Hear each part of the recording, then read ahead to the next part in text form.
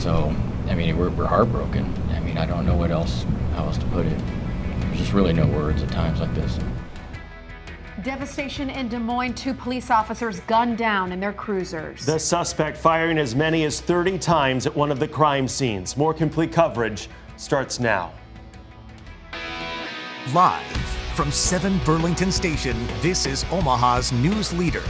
KETV News Watch 7 at 5. It doesn't look like there was any interaction between these officers and whoever the coward is that shot them while they sat in their cars. An emotional Des Moines police sergeant speaking hours after 2 police officers were shot and killed this morning. Investigators call the crime an ambush. Tonight, the suspect is in custody after turning himself in. Good evening. I'm David Earle. I'm Melissa Fry. Team coverage tonight with the latest on the investigation and how law enforcement in the metro is reacting. President Obama just expressed his condolences, condemning the attack. We'll begin with a timeline of what happened. Officers responded to the first shooting scene at 1:06 a.m. near a local high school. Rookie Urbandale, Iowa police officer Justin Martin died there in what police are describing as an ambush. Investigators found as many as 30 spent rounds at the scene.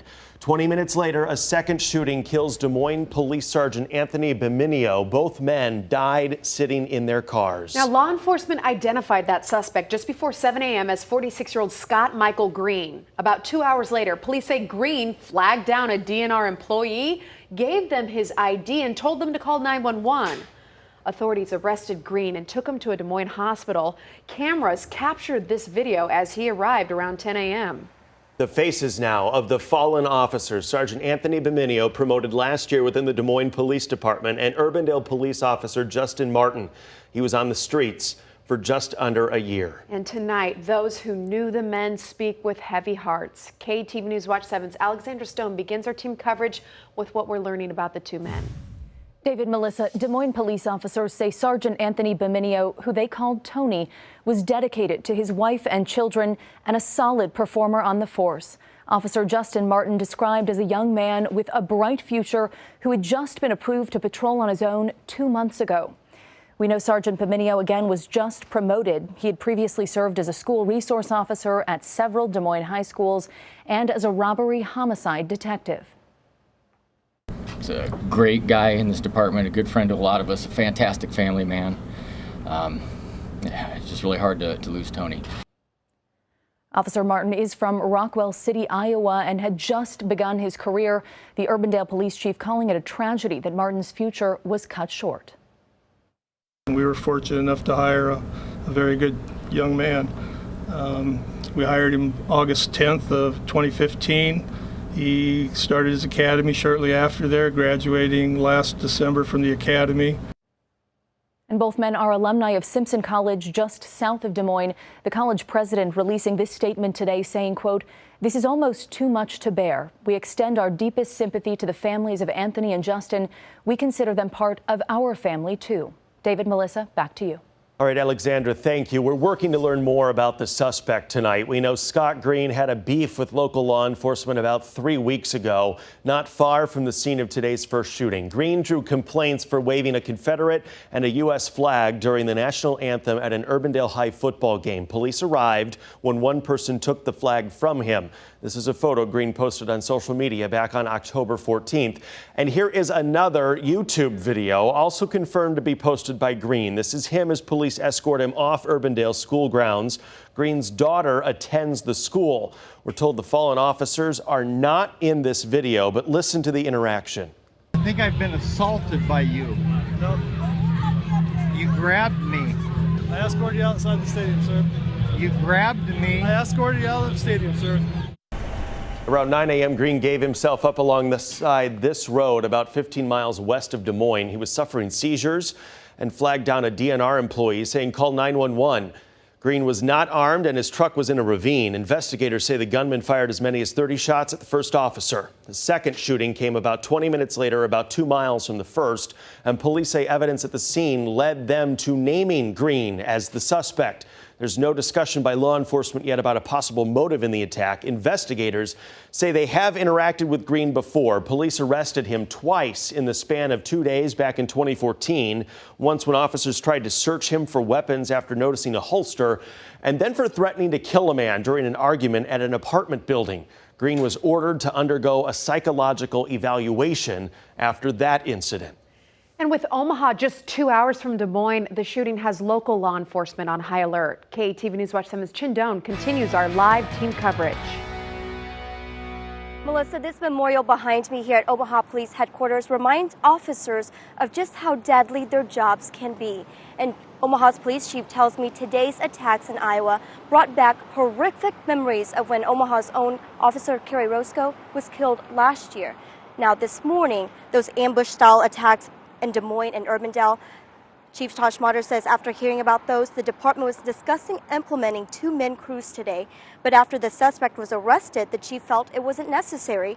Schmatter says with those killings so close to home, his department is taking the situation very seriously and hoping to learn from it. The chief also is stressing the importance of preparation and training for his 851 officers, including those in the police academy right now. Once you get into the police academy, it starts to become real. And this is a very real and sobering moment for all law enforcement across the country. And throughout our community, signs of condolences for the Des Moines community. Take a look at these flags at half-staff outside Council Bluffs Police Department and blue ribbons outside trees just outside the La Vista Police Department. Now, coming up tonight at 6, hear from those chiefs of police. Meantime, all the departments I spoke with say they do plan to send representatives to those fallen officers' funeral services. Live outside OPD headquarters, Chin Doan, KETV News Watch 7. All right, Chin, thank you. There are signs tonight that good can come from any terrible act. Yeah, watch the moment that a woman brought water, food, and comfort to an on-duty officer in Urbandale this morning. I can't even imagine. This is the only thing I know how to help is to feed. And I want you guys to be hydrated and not be hungry. And I want you to go home to your families because I want my dad to come home to me and I want my friends to come home to me. And I'm sorry. And I'm here for you all. I don't know how else to help or what else to do. Your prayers are all with you. Thank you. And I will be praying. Thank you. Please go home to your family. God bless you. Stay with KETV.com and the mobile app for the latest on this developing story. We'll be pushing new updates as we get them on air and online. For a time this morning, there was concern the Des Moines shooting suspect might be in Omaha. Police responded after someone reported a stolen car at a gas station near 102nd and Maple Streets. Witnesses said the suspect looked like Scott Green. Blackburn High School went on lockdown during the search, and the car was found near 26th and Decatur. No word on any arrests. Continuing coverage now in the case of a teenager accused of throwing her newborn baby out a second-story window. Today, prosecutors revealed new details about what happened the morning police say 16-year-old Antonia Lopez gave birth. KETV News Watch 7's Nicole Goodrich is live with those new details. Antonia Lopez faces a charge of felony child abuse today in court. Omaha police testified that she was 25 to 28 weeks along when she gave birth, and they say at least some of what happened that morning was documented on social media. Family members walked out of court without comment, having just heard testimony about what Omaha police say happened early that October morning. Detective Chad Kavar's on the stand saying Antonia Lopez told him she didn't know she was pregnant, woke up in the middle of the night in pain, gave birth to an infant she thought was dead, panicked, and threw the baby out the second-story window. But prosecutors say messages she sent on Snapchat that day tell a different story. The whole case is because of what happened here and how it happened, and the loss of this baby's life. The detective testified Lopez sent a string of Snapchat messages to the father of the baby. The first saying, quote, "Babe, I'm having contractions in my lower abs every couple seconds. It hurts so bad." Another saying, quote, "It was a girl, by the way." He says she also sent a photo of the infant with the text, quote, "Babe, I just had a miscarriage." Kavars testified the autopsy showed the infant did have a heartbeat when it was thrown out the window, but defense attorneys argued there's no evidence the baby ever took a breath. They say the baby was significantly premature and Lopez believed the baby was dead. But prosecutors say that's not enough. They said this is a case that, we're trying to answer a lot of questions here with regards to what happened and how it happened. We have, I think, evidence that shows that this was a criminal act, but we're going to see where this case is best served down the road. Even though the 16-year-old was charged as an adult, County Attorney Don Klein says there is still a possibility that her case could be handled in juvenile court. Reporting live, Nicole Goodrich, KETV Newswatch 7. All right, Nicole, thank you. Crime Watch coverage continues now. Armed robbers target the Burger King at 144th and Center overnight. Employees say a man showed a gun and told them to open a safe. Now, after getting the cash, the suspect ran away. No word on any arrests.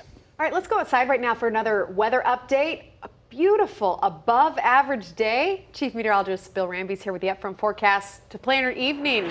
Can we have any more of these? Well, Melissa, we had a lot of clouds around, but I think pretty comfortable. That was the thing about today. Temperatures still well up in the 60s, and even at this hour, with that view to the north from the Embassy Suites along 10th Street, 65 degrees. And the average high this time of the year in the upper 50s, so well above average. Even to the south of us, where there are a few sprinkles, low 60s, Nebraska City, Shenandoah, and it's 70 right now in Columbus with a little more sunshine peeking through to the west of us. Clouds persist for a little while yet this evening. You can see them moving kind of from southwest to northeast, but any rain has pretty much exited the viewing area. Here's our hourly planner, still mostly cloudy at 7, temperatures in the lower 60s, partly cloudy by 9, and then mainly clear 11, midnight 1 in the morning. We have got some spectacular weather on the way. It's in the forecast coming up. Alyssa, David? All right, Bill, thank you. It is crunch time for the presidential candidates. Yeah, next at 5, the message to voters from both campaigns in these final days before election night. And a heads up, you can find the latest campaign, news, weather, and sports headlines on the new KETV.com. It's easier for you to find the stories you want to see, designed so you get the same display on your desktop, tablet, or your phone. Check out KETV.com online or in the KETV mobile app. We're back after this. You're watching Omaha's news leader, KETV Newswatch 7, with David Earl, Melissa Fry, and your Weather Now forecast with Chief Meteorologist Bill Ramby. Live from 7 Burlington Station, this is KETV Newswatch 7 at 5.